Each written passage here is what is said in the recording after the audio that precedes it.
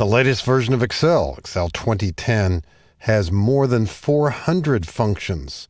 The list has been expanded. And anytime you need to use a function, if you're not clear as to what's available and the many functions that are available in Excel, that is, you need to go to the Formulas tab. Now, this is one of a number of different ways to get a handle on what's available in terms of functions. On the Formulas tab in the function library, you'll see major categories of functions. Just picking any one of these, for example, say date and time. In Excel 2010, you will begin to recognize the fact that there are some new types of functions. I won't go into these in detail right now, but here's one, networkdays.intl. That's a new function. Any of these that have dots in them are likely to be new, and it's an expansion of the capability of certain kinds of functions. Now, when you're trying to achieve a certain objective and the formulas that you're using just don't seem to work, or you can't figure out how to make them work, there are times when what you're trying to do is already available as a function. One example could be you're looking at the salaries here and you're familiar with some basic statistics. You certainly have figured out how to do a sum, an average, perhaps a median. You want to do a standard deviation. The technique for doing that isn't that involved, but it does involve averaging these and then taking the average difference between each one and the average and adding them up and taking the square root, and I forget the details. You can certainly put together a formula to do that manually. But of course, many people know that there is a function called standard deviation. So the question might be, how do you find it? I'm still a little surprised at the list here that we don't see, at least initially, statistical, but it is there under more functions, and that would certainly be a good place to look for a function called standard deviation. Now, it's probably not going to be spelled that, but a good guess would be it's going to begin with S. And it's just a reminder as to how we find things in Excel. This is certainly one way. And as it turns out, we see a number of functions that begin with STDEV, and sure enough, here's one. Standard deviation based on entire population. You wouldn't be looking here unless you had some sense of what this function does or some knowledge of standard deviation, but it's up to you to decide which one is the one you want to use. These pop-ups, these descriptions here, are rather extensive, and they tell us a lot about potential functions that we might be using. So that's certainly available. And don't overlook another possibility for checking out functions. By clicking the FX button in the formula bar, you ultimately can get to the same place that we just got to, but perhaps in a different way.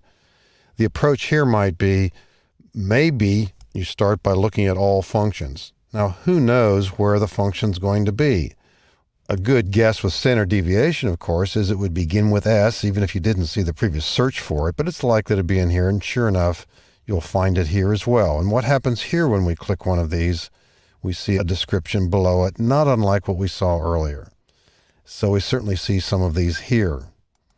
Another approach could be, I'm not sure what kind of a function it is, but maybe, I'll bet it's statistical. We could find it there perhaps more readily because the list is smaller. And a third way, if you didn't guess what it began with, maybe type a brief description. And if you type in standard deviation, that's certainly the thing that would make sense here, and click Go, you're going to get an abbreviated list here. Now, that may not be as short as you want. And as it turns out, that's lengthier than I would want it to be. But sure enough, here and there with certain kinds of functions, you will get a short list. And at different times, I found this to be very helpful. If, for example, you were looking for a function that would calculate the monthly payment on a loan, you might just type in loan payment. That might or might not be enough to narrow it very much. On the other hand, it looks like this list is certainly shorter than the one we saw. This is 15 or 20. But by changing the wording here, maybe that'll help. Many times what you do next is click here to get the brief description. So you want to have the sense that you can find functions even if there's no one around to ask or if you don't have a book that lists all of these. And when you do find a function too, don't overlook help on this function. Extremely valuable at times. You can either get online or offline help, and many, many times these screens are valuable. You'll notice also at the top you can print these. So in a certain sense, we're talking about the basics of how to find functions, find out what they mean, see some of these, print out the help screen potentially, or maybe even say, that's pretty close to what I want. Why don't we right-click, press Control-C, and then paste that into a worksheet? You can certainly do that as well.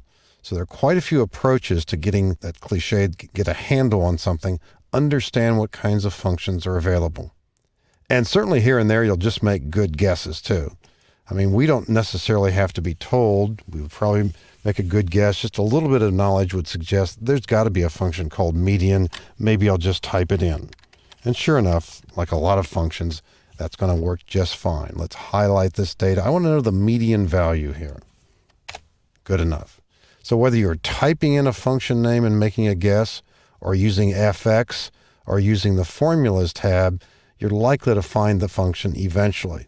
Another thing I wanted to point out here too, if a function I'm about to try begins with the letter S, or at least I think it does, I'm going to type equal, and regardless of what the letter is, as soon as I press the key for the first letter, I get a complete list of all functions that begin with that letter. And here also an occasional slight type time saver too. I don't really want to use standardized, but if I do, I'm not going to be typing it. I'll just click this and press tab, and it pops it into place that way. And then, of course, as with any function, once we have the function name in parentheses, we do see the pop-up tip here. And I would say that when you're using functions that you have almost no familiarity with, or maybe you haven't seen in a long, long time, it certainly is going to be helpful, for example, to either press fx and read about the function possibly, or by pressing OK, Excel will lead you through the steps of putting in the arguments in the appropriate places. So take advantage of that. It's certainly going to help for those functions that you use only occasionally, or maybe you haven't seen this in a long, long time. It gives you that kickstart to remember. So there's any number of different approaches in Excel to get into functions.